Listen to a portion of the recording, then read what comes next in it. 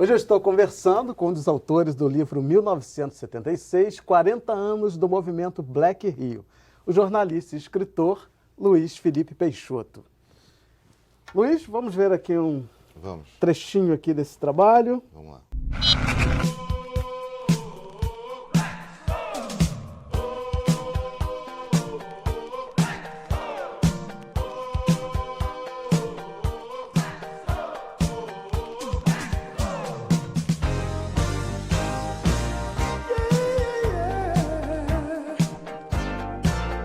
Eram viagens que a gente fazia só para ir dançar. Mas eram bailes, era assim, festa, dança. A diferença é que era preto à beça. Ali pelos anos de 1968, 69, é que nós começamos um movimento pura e simplesmente musical, que ficou cognominado como Movimento Black Rio. Esse movimento acontece durante o período de ditadura no Brasil, o período mais difícil, mais barra pesada. Qualquer ajuntamento era algo perigoso para o sistema. A questão do movimento negro e Black Rio, elas caminham juntos. Um é fruto do outro. Vem muito forte naquela época a questão estética, que é essa questão do que eu chamo da construção de uma identidade negra positiva, baseada na valorização do fenótipo negro, Black is Beautiful, e na história e da cultura de origem africana, da África, da diáspora, tal, que se concretizou na Lei 10.639, que mudou o currículo das escolas aqui no Brasil. Então, isso tudo é um produto daquele momento. Ouvido na rádio, ligando no soul. Black, soul, black, black. Então, é um movimento que assustou a ditadura, né? Embora fosse um movimento que estivesse ali no primeiro momento de empoderamento mesmo, de estética, de beleza e de curtir um som, ele assustou a ditadura, né? Nossa, ele assustou muito. A gente tem registros na Comissão da Verdade, DOPS, né? DOPS, né? Do Estado da Guanabara, eles investigavam bastante, tem documentos diversos. Se infiltravam nos bailes, infiltravam né? nos bailes, tinham histórias.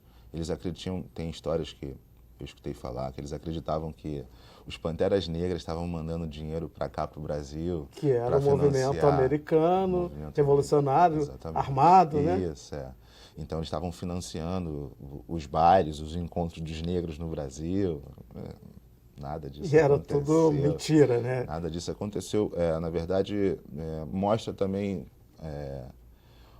o quanto eles tinham dificuldade de imaginar a mobilização dos negros brasileiros para fazer a mobilização dos negros brasileiros para criarem uma identidade própria, né? Eles não conseguiam entender isso, eles achavam que estava sendo patrocinado, que vinha dinheiro de fora para isso acontecer. E não, na verdade foi um movimento muito autêntico, né? E muito natural. Foi um movimento orgânico, assim como, por exemplo, foi um movimento funk, né? Esse funk carioca, né? Que é um pouco fruto disso, né? Um pouco não, bastante, total, né? Total. Bastante fruto disso daqui, vem disso aqui, as pessoas não sabem. Hip hop, as pessoas, enfim, todos... exatamente, tudo isso vem dessa... Charme, tudo que a gente tem aqui hoje nasce aqui, né? Nasce aí. As equipes do som, né? Muitas equipes, a própria Furacão 2000 vem dessa época aqui, enfim, então... E hoje em dia as pessoas, a maioria dos jovens periféricos não tem essa consciência. Então a importância do livro é bacana, é grande por causa disso, né? Oh, com certeza. Essa história precisava ser registrada, né? A gente tem ainda tem carência de registros, né, da história da cultura negra no Brasil, e acho que é extremamente relevante. Agora, o que mais te chamou a atenção, o que mais você destacaria nesse livro, o que foi mais importante assim, para você perceber e que te dá a honra de ter feito esse trabalho? Rapaz, nossa, esse livro, putz, é como você está falando aí, a gente levou tanto tempo para registrar uma história dessa, né? Nós brasileiros, né, levamos tanto tempo, independente de nós sermos negros ou brancos, mas é uma história que tem que ser contada por negro, não tem jeito, né? Meio negro, meio branco, como eu e o Zé, mas é uma história que a gente tem que estar realmente imbuído de valores diferentes do que são apresentados para a gente poder escrever isso daqui e mostrar para a sociedade o quão importante foi esse período para a nossa cultura, para a nossa formação, né? Então, assim, eu fico feliz da gente, hoje em dia, ter uma referência, eu poder chegar para um negro e contar a história para ele a partir de um livro em que ele vai poder conhecer um pouco mais da história dele e entender as Mas coisas. tem algum relato específico algo que te chamou a atenção, que você nem imaginava que tenha acontecido nesse momento? Assim, são coisas simples, né? Mas, assim, quando você pensa em movimento Black Rio e baile, você dificilmente consegue entender a influência disso, se você for pensar por cima, a influência desses bailes para a formação do movimento negro brasileiro, né? Acho que a maior importância para mim que eu vejo quando eu falo desse livro, e eu penso nisso, assim, que essa história toda ajudou a formar, por exemplo, a Lei 10.639, né? Vem disso daqui, vem da formação do movimento negro. É paralelo isso aqui, o movimento negro estava dentro dos bailes, né? E isso para mim é interessantíssimo de estar citando e mostrando isso para a sociedade, né? Foi uma coisa espontânea, natural, né? E veio do negro de sentir a necessidade de... E de muita resistência, né? Porque a gente sabe que esse movimento, ele sofreu também resistência da direita, como a gente falou, da ditadura, mas também da esquerda da época, né? Que achava que esse movimento era um movimento muito americanizado, né? E via isso não via isso com bons olhos. Não viam, eles ficavam realmente sem entender como que isso acontecia de uma forma tão volumosa e tão espontânea, tão natural, entendeu? Era natural. Eu tive relatos aí, por exemplo, o Marcos Romão dizendo que saía de Niterói para ir para Olaria, para frequentar baile, entendeu? E levava Honduras no meio do caminho, entendeu? Com os cabelões, com aquelas roupas.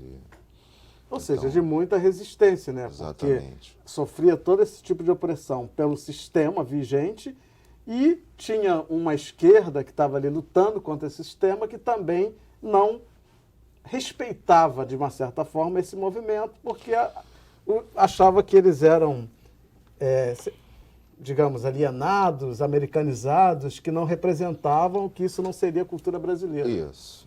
A gente... Engraçado falar que a gente era americanizado, né? E, na verdade, a gente tem o rock também, que é super americanizado. E quando chega o soul o negro se tornou... Aí vira um problema. Vira um problema, entendeu? Mas o rock é natural, né? Então, quer dizer, o rock é brasileiro, né? Então, quer dizer, a maioria da música brasileira, hoje em dia, as influências da música brasileira são todas de fora, né? Então, como é que você vai falar isso? Né?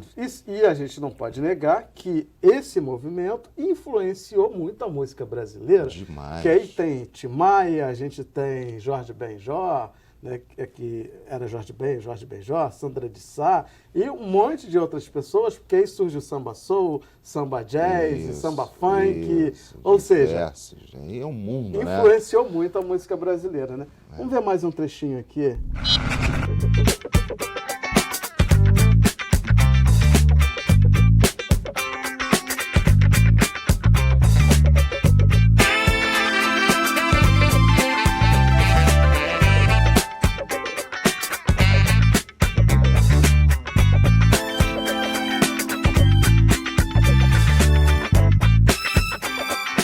Um movimento sem precedentes assim, no Rio de Janeiro e até mesmo no Brasil, né? Porque tudo começou aqui. É um livro que conta a história do movimento Black Rio. É uma história que muita gente conhece, só que nunca foi devidamente contada. Uma história dos meus, né? Uma herança que é difícil a gente ver, tanto em exposição de arte quanto em exposição fotográfica, algo que seja nesse recorte racial. Então, todos os eventos que tem mais ou menos essa pegada, é interessante vir e conhecer.